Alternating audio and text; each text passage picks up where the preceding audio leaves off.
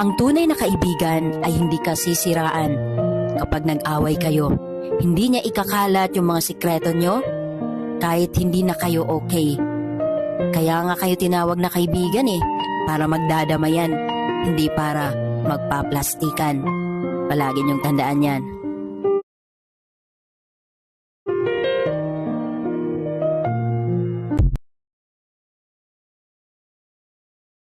Oo, nagtitipid talaga ako ng brightness.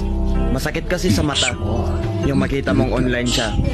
Pero iba yung kausap at kachat niya.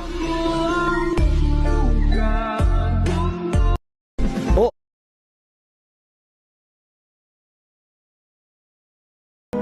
Madaling makahanap ng ipapalit, pero mahirap makahanap ng taong mamahalin ka ng walang papalit. Stop right there!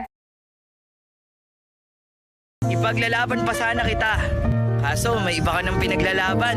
Tatanggapin ko na sanang talo ako. Kaso naisip ko na ikaw ang talo at hindi ako.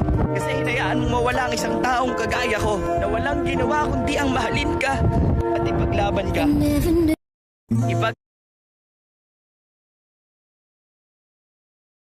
Kung iniwan ka ng taong mahal mo, huwag mong iyakan.